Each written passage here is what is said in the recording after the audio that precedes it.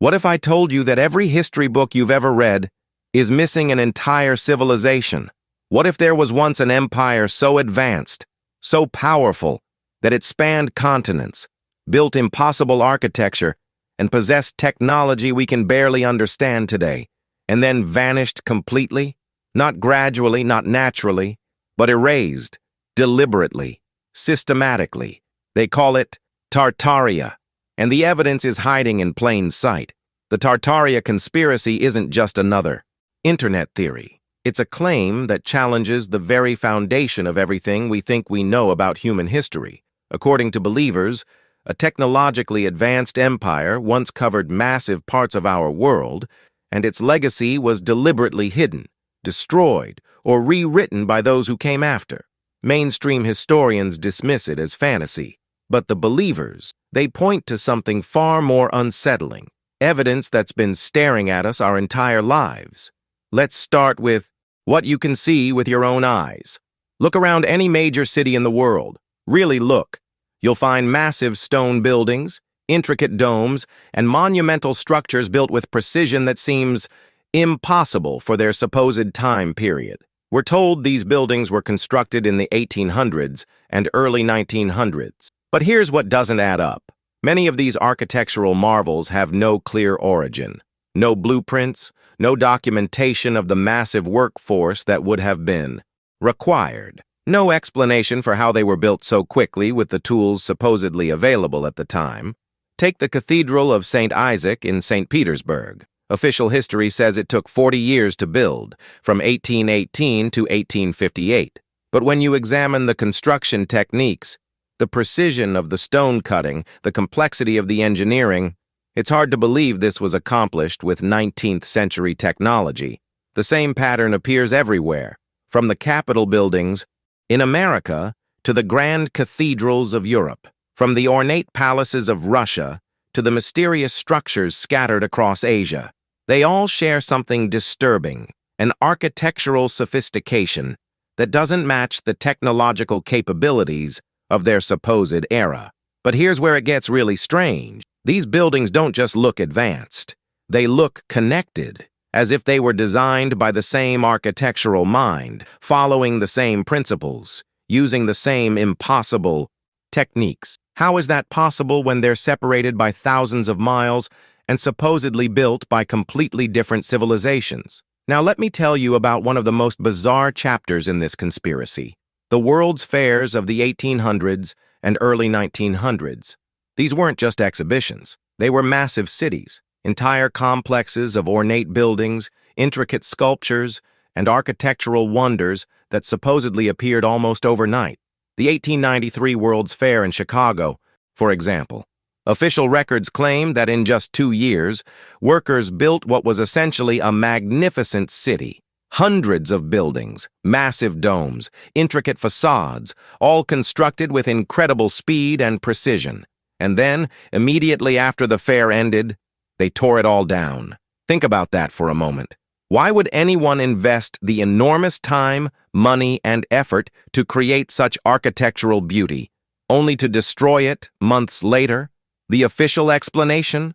They were temporary structures built with cheap materials meant to be demolished.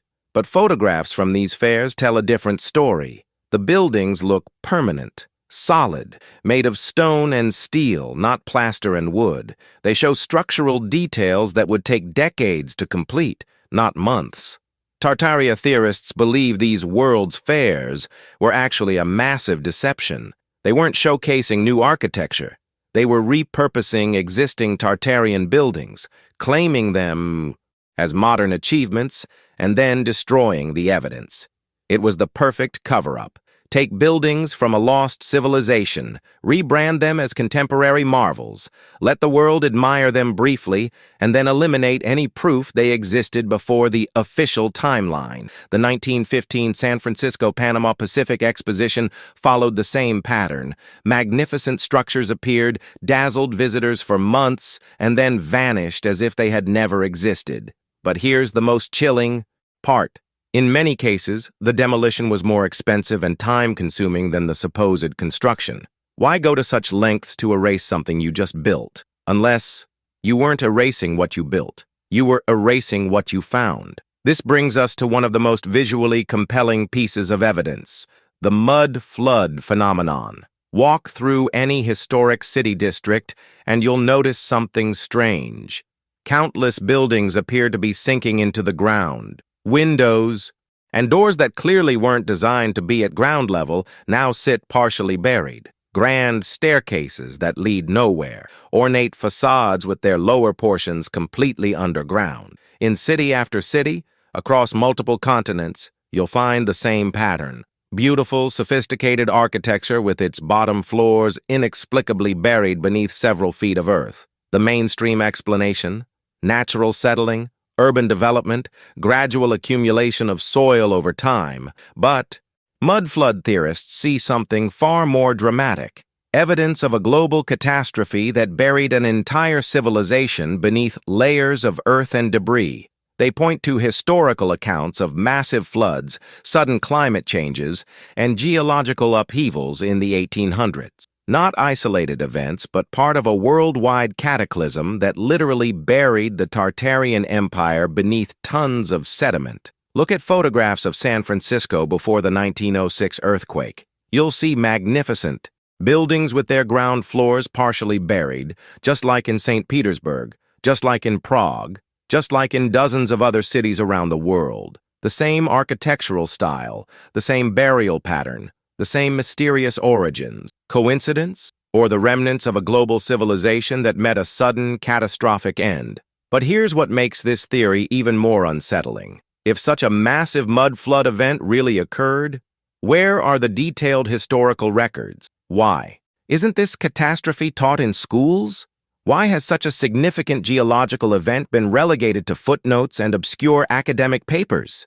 Unless someone wanted it forgotten. Let's talk about the maps.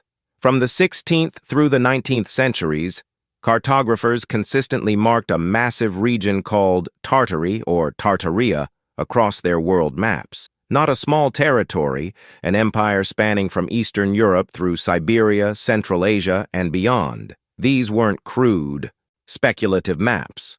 They were detailed, sophisticated cartographic works that showed Tartary as an established, recognized political entity. Some maps even depicted specific cities, trade routes, and regional divisions within this vast empire. But by the early 20th century, Tartary had completely vanished from official geography, not gradually phased out or renamed, simply erased as if it had never existed. Historians explain this away by claiming Tartary was just a vague term. Western Europeans used to describe unknown lands beyond their borders, a cartographic placeholder for regions they didn't understand. But if that were true, why did these maps show such specific detail? Why did they consistently place Tartary in the same geographic location across different time periods and cartographers? Why do historical documents reference trade with Tartarian merchants, diplomatic relations with Tartarian rulers, and military conflicts with Tartarian armies? You don't maintain diplomatic relations with a vague geographic concept. And then there's the technology question. Old photographs and technical documents show what appear to be massive antenna-like structures, energy transmission towers, and airship designs that predate our official invention of such technologies by decades or even centuries. Tesla's wireless energy experiments? Some theorists believe he was rediscovering principles that the Tartarians had already mastered. His towers, his wireless transmission concepts, his understanding of atmospheric electricity, all echoes of a lost technological tradition. Look at historical photographs of major cities from the late 1800s. You'll see strange ornate spires and towers that official records describe as decorative elements or architectural flourishes. But their design, their placement, their electrical potential suggests they might have served a very different purpose. Energy transmission, wireless, communication, atmospheric manipulation. Technologies we're only beginning to understand today, but which might have been common knowledge in a civilization we've been taught never existed. If not for the physical evidence they couldn't quite destroy, the buildings too massive to demolish, the maps too widely distributed to recall, the photographs too numerous to suppress, we might never have suspected that an entire chapter of human civilization had been torn from the history books. Here's where this theory becomes truly disturbing. What if Tartaria didn't fall naturally? What if it was systematically erased? Consider the timing. Throughout the 1800s, a series of coincidental disasters struck major cities around the world. The Great Fire of Chicago in 1871, the burning of Moscow in 1812, the San Francisco earthquake of 1906, countless other fires, floods, and accidents that conveniently destroyed historical districts, libraries, and architectural landmarks. Were these really accidents, or were they tools of historical cleansing? Some theorists believe that powerful elites, banking families, industrial titans, emerging nation-states, deliberately orchestrated a campaign to erase Tartarian civilization from human memory. Why? Because Tartaria represented something they couldn't control, a decentralized, technologically advanced society that didn't fit their vision of consolidated power and centralized authority. Think about it. If a civilization had already achieved wireless energy, sustainable architecture, and global communication networks, what need would there be for the coal barons, the railroad tycoons, the oil magnates who were building their empires in the 1800s? Tartaria wasn't just erased, it was replaced. Its free energy technology was buried and forgotten. Its sustainable architectural principles were abandoned for resource-intensive industrial methods. Its decentralized social structure was swept, a way to make room for centralized nation-states and corporate hierarchies. The rewriting of history wasn't just about hiding the past, it was about controlling the future. And the most chilling part? They almost succeeded completely. But here's what really keeps researchers awake at night: the global nature of this phenomenon. It's not just one city, one country, or one continent. From St. Petersburg to San Francisco, from Prague to Philadelphia, from Moscow to Mumbai, the same architectural signatures appear everywhere. The same impossible construction techniques, the same ornate decorative patterns, the same evidence of buried lower levels, the same mysterious origins and rapid construction timelines. This suggests something far more significant than isolated coincidences or regional architectural trends. This suggests a unified global civilization with standardized building practices, shared technological knowledge, and coordinated urban planning on a scale we've never seen in recorded history. A civilization that somehow connected the entire world centuries before we officially had global communication networks.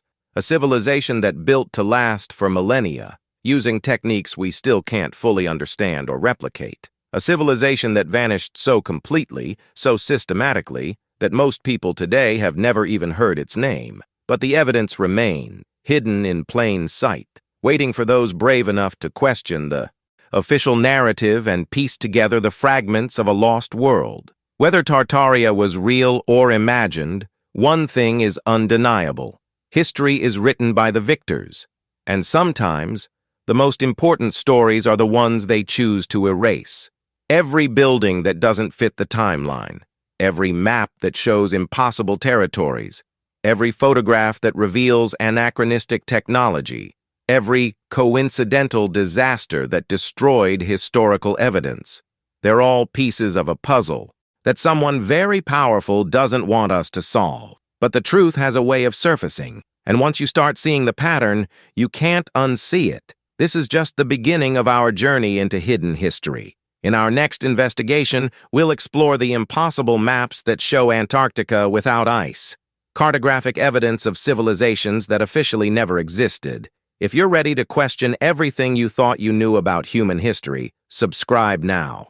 Because the deeper we dig, the more impossible our past becomes. And the truth? The truth might be more extraordinary than any fiction we could imagine.